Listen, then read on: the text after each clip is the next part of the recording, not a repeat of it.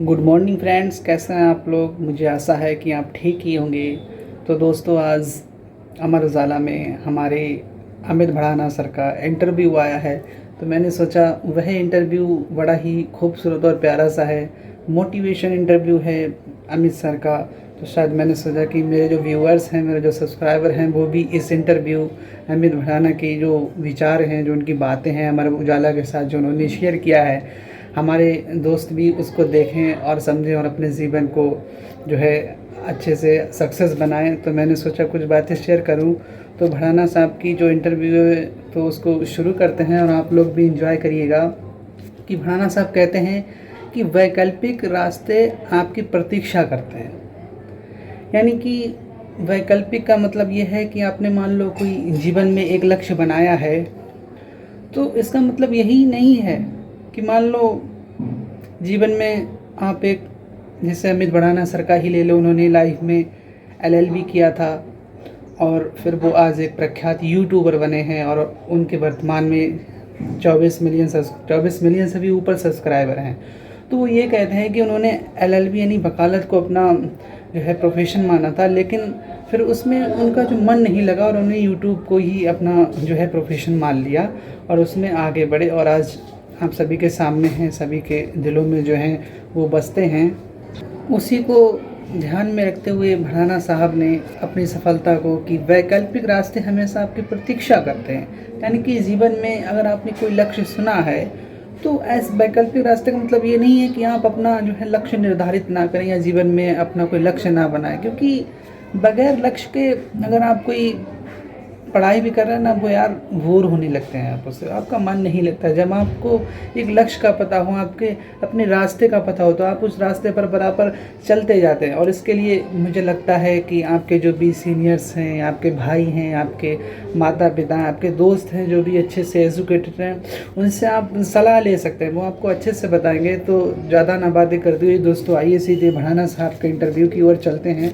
भड़ाना साहब कहते हैं कि अक्सर लोग मुझसे पूछते हैं कि क्या शाहरुख अक्षय तुम्हारे साथ प्रमोशन क्यों नहीं करना चाहते हैं, या लाखों सब्सक्राइबर ये है कि अक्सर लोग मुझसे पूछते हैं कि शाहरुख अक्षय तुम्हारे साथ प्रमोशन क्यों करना चाहते हैं, या लाखों सब्सक्राइबर तुमने कैसे पाए। तो मैं सोचता हूँ, क्या एक प्रतियोगी परीक्षा में असफल होने के बाद मैं निराश होकर बैठ जाऊँ तो यहाँ तक आ पाता। तब लगता है सबसे बड़ी चीज़ है हारने के बावजूद रुकना नहीं है। यानी भड़ाना साहब बड़ा ही बड़ी बात यहाँ पर कह रहे हैं कि अगर जीवन में हम असफल होते हैं तो हमें असफलता से हारना नहीं है, रुकना नहीं है, बल्कि हमें अपनी असफलता से प्रेरणा लेते हुए जीवन में आगे बढ़ना है। ठीक है, बड़ा ही गहरी बात भड़ाना साहब ने यहाँ पर कही है। तो भड़ाना साहब अपने बारे में बताते हुए कहते हैं कि मेरा जन्म जिला बुलंदशहर में हुआ था। जब मैं 4-5 साल का था तभी परिवार के साथ दिल्ली आ गया था। 1999 में जब पिता का देहांत हुआ तब मेरी उम्र बहुमुश्किल 6 साल की रही होगी। चाचा जी ट्रैक्टर चलाते थे, घर का खर्चा उनकी कमाई और दादी को मिलने वाली पेंशन से चलता था। 10-12 लोगों का हमारा परिवार 40 गज के मकान में रहता था। स्कूल में हर बच्चे के साथ पिता आते थे, लेकिन मेरे पिता क्या होते हैं इसका एहसास से मैं महरूम था। यानी भड़ाना साहब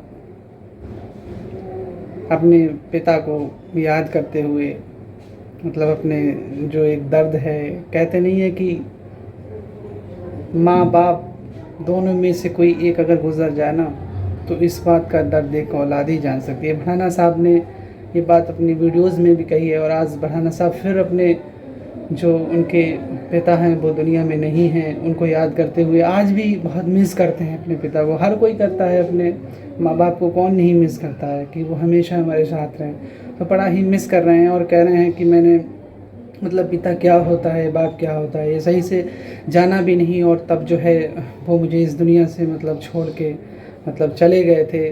तो भड़ाना साहब आगे कहते हैं कि मैंने गरीबी के वे दिन भी देखे जब घर में खाने के भी लाले थे। यानी भड़ाना सर का जो जीवन है वो संघर्षों से भरा हुआ रहा है। उन्होंने गरीबी को यार इतने करीब से देखा है कि वो कहते हैं कि मुझे इससे नफ़रत सी होने लगी यार। बहुत करीब से उन्होंने गरीबी को देखा है और कहते हैं कि जो गरीबी में ज़िंदगी जीता है वही जीवन में आगे बढ़ता है, वही सफलता प्राप्त करता है। तो भड़ाना साहब आगे कहते हैं, लेकिन बावजूद इसके मैंने कॉमर्स में ग्रेजुएशन किया और फिर वकालत की पढ़ाई भी कर ली और बच्चों की तरह मैंने भी परीक्षाएं दी, नौकरी के पारंपरिक रास्ते अपनाए। मैंने भी एसएससी की तैयारी की थी और असफल रहा। अब बात यहाँ पर एसएससी की आती है तो भड़ाना साहब की एसएससी वेब सीरीज़ आ रही है, जिसका मुझे पिछले 3 महीनों से बड़ी ही बेसब्री से इंतज़ार है कि कब एसएससी वेब सीरीज़ आए और मैं उसको देखूं। आप सभी को भी एसएससी वेब सीरीज़ का बड़ा ही बेसब्री से इंतज़ार होगा।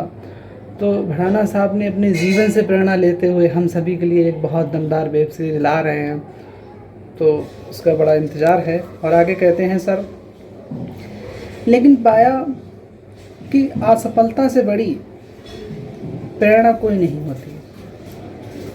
ये ज़िंदगी में काफ़ी कुछ सिखाती है। आप कोई लक्ष्य बनाते हैं और उसे पाने के लिए मेहनत करते हैं, लेकिन कई प्रयासों के बाद भी अगर आप उसे नहीं पाते तो आपको समझना चाहिए कि ज़िंदगी से इससे भी ज़्यादा स्पेशल आपके लिए कुछ तय किया होगा।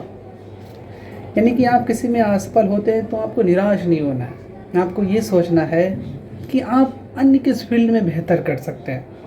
ऐसा नहीं है कि आप किसी एक फील्ड में असफल हो जाते हैं तो आपकी ज़िंदगी ख़त्म हो गई। नहीं यार, बहुत रास्ते हैं जो आपको आपकी मंजिल तक ले जाएंगे। बस ज़रूरत है उन रास्तों को पहचानने की। बहुत ही अच्छी बात सर ने बोली है। लिहाजा मैं रुका नहीं, मैंने वैकल्पिक रास्तों और अपनी दिलचस्पियों के बीच नए माध्यमों की खोज की। लगता था कि जब आप कुछ अपने हाथों से पिरोते हैं, मेहनत करते हैं, लोग उसे पसंद करते हैं तो आपको और अच्छा करने का हौसला मिलता है। तो भड़ाना साहब यहाँ पर अपने द्वारा बनाई गई वीडियोज़ को यहाँ पर बता रहे हैं कि जब मैं शुरू में मैंने 2017 में यूट्यूब की जब शुरुआत की थी तो लोगों ने उसको पसंद किया और वो मेरे लिए एक तरह से प्रेरणा बन गया। यानी उनका काम ही उनके लिए प्रेरणा बन गया। तो आगे कहते हैं कि 2017 में मैंने अपना यूट्यूब चैनल बनाया। मेरा पहला वीडियो परीक्षाओं पर था जो काफ़ी पसंद किया गया। उस वक्त इंटरनेट पर विदेशी चीज़ें ज़्यादा दिखती थीं। मैंने दिल्ली के गांव गलियों की वीडियो बनाई। मैं खुद ज़मीन से जुड़ा था, इसलिए मुझे लगता है कि ऐसी चीज़ें दर्शकों को दिखानी चाहिए जो हमारी संस्कृति में रची बसी हैं। इतनी पढ़ाई करने के बाद भी वीडियो बनाने में लगना घर पर किसी को पसंद नहीं आया। यानी हर कोई चाहता है कि अगर हमारे बच्चे ने इतनी पढ़ाई की है, इतनी मेहनत की और वो वीडियो में बनाए तो परिवार के लोग भी उससे जो है एक तरीके से घृणा करने लगते हैं कि यार क्या है कि दिन भर ये जो आलतू फालतू के रील्स बनाता रहता है, यूट्यूब पे वीडियो बनाता रहता है। तो ऐसा नहीं है। हमें ये पहचानना है कि हमारा जो भी बच्चा है वो उसकी रुचि किस कामों में है, वो जो काम करना चाहता है उसको स्वतंत्र रहने दीजिए, जिससे कि वो उसको और अच्छे से कर पाए। यहाँ पर भड़ाना साहब कह रहे हैं। और आगे कहते हैं, लेकिन एक बार जब स्थानीय पुलिस वाले ने चाचा जी को फ़ोन किया और बताया कि उनकी बेटी भी मेरी आर्ट की प्रशंसक है, तब चाचा जी की आंखों में जो भाव थे उन्हें देखकर मुझे पहली बार लगा कि मैंने कुछ अच्छा कर रहा हूँ। करियर का नया विकल्प मेरी आर्ट में छिपा है। मैंने फैसला किया कि मैं अपनी दिशा में बगैर रुके आगे बढ़ूंगा। जो सफलता शॉर्टकट से आती है वह शॉर्टकट से ही चली जाती है। बहुत बड़ी बात यहाँ पर सर ने बोली है कि जीवन में अगर आप शॉर्टकट तरीका अपनाते हैं और आप सफल हो जाते हैं तो ये जाहिर सी बात है कि वो शॉर्टकट तरीके से ही आपके जीवन से सफल हो जाएगी। यानी भड़ाना साहब यहाँ पर ये कहना चाह रहे हैं कि जैसे प्रेजेंट टाइम में सर ये कहना चाह रहे हैं कि उनकी जो वीडियो हैं वो आगे आने वाले समय तक देखी जा सकती हैं, लेकिन जो प्रेजेंट टाइम में यूट्यूबर्स हैं उनकी वीडियोस हैं वो आगे आने वाली जो पीढ़ी है एक समय ऐसा आएगा वो उनकी वीडियो पसंद नहीं करेंगे। अब सर की वीडियो देख लो, हम फैमिली के साथ बैठ करके देख सकते हैं, लेकिन अन्य यूट्यूबर्स की जो वीडियो है आप फैमिली के साथ नहीं देख सकते। आप उसको हेडफोन लगा कर ही स्वयं देख सकते हैं। तो ये बहुत बड़ी बात है। कहते हैं कि शॉर्टकट तरीका, हाँ जीवन में शॉर्टकट तरीका अगर अपनाते हैं तो वो आपको सफल तो कर देता है, लेकिन वो आपकी ताउम्र सफलता नहीं रहती है। ये भड़ाना साहब कहते हैं।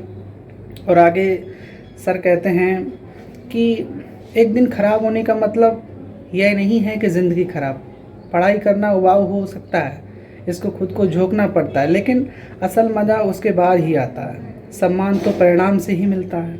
अब मैं एसएससी पर वेब सीरीज़ बना रहा था तो मुझे ये बात शिद्दत से महसूस हुई कि सफलता पहला लक्ष्य है, पर असफलता जीवन का आखिरी पल है। बहुत अच्छी बात कही है। अब भड़ाना साहब ने यहाँ पर कुछ अनुभव के सूत्र बताए हैं, तो आप लोग, मैं ऐसा करता हूँ कि आप लोग इनको लिख लें तो बहुत अच्छा रहेगा। और मैं ये कहना हूँ कि इन जो सूत्र हैं इनको थोड़ा मोटी मोटी हेडिंग्स में लिखकर जहाँ पर आप पढ़ाई करते हो वहाँ पर जो है लगा लेना है, चिपका लेना है, जिससे कि जब आप पढ़ें तो आपको अभिप्रेरणा मिलती रहे, मोटिवेशन मिलती रहे। ठीक है, तो पहला है कि समय अच्छा हो या बुरा, उसकी खासियत यह है कि वह बीत ही जाता है। और दूसरा है कि जब आप लगातार असफल हो रहे हों तो आपको रुकना नहीं है, बस कुछ ना कुछ करते रहना है, थक कर बैठना नहीं है।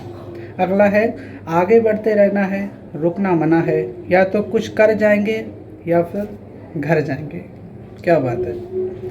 हर इंसान एक जैसा नहीं होता।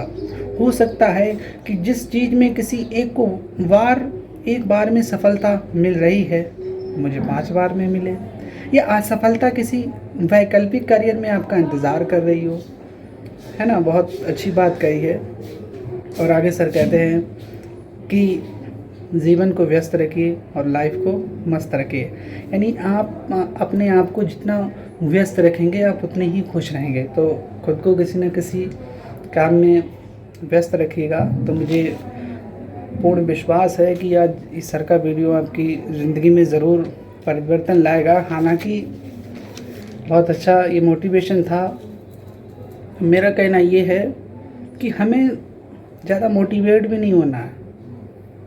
आप किसी एक मोटिवेशन को अपनी ज़िंदगी से जोड़िए और उस पर अमल करिए, उसके प्रति वैसा काम करिए। मोटिवेशन का मतलब क्या होता है कि हम कोई जब मोटिवेशन देखते हैं या सुनते हैं तो वो थोड़ी देर तक हमारे दिमाग में रहता है और हमें लगता है कि अब मैं जो हूँ ऐसा करने लगूँगा, और जस्ट 10-15 मिनट के बाद वो जो मोटिवेशन होता है वो आपके दिल से उतर जाता है, आप दूसरे कामों में लग जाते हैं। आप किसी एक मोटिवेशन को अपनी लाइफ में अपनाइए और उसके प्रति वैसा काम करिए, तब देखिए आपको ज़्यादा मोटिवेट होने की ज़रूरत नहीं है और आपकी लाइफ जो है बहुत अच्छे से एंजॉय होगी। ये मेरा मतलब अनुभव है, तजुर्बा है, तो मैंने सोचा अपने व्यूअर्स हैं उनको सुनाऊं। तो मुझे आशा है कि आज का ये हमारा वीडियो आपको ज़रूर पसंद आएगा। अगर पसंद आए तो मेरे फ्रेंड्स लाइक और कमेंट करिएगा और अपने दोस्तों में शेयर करिएगा।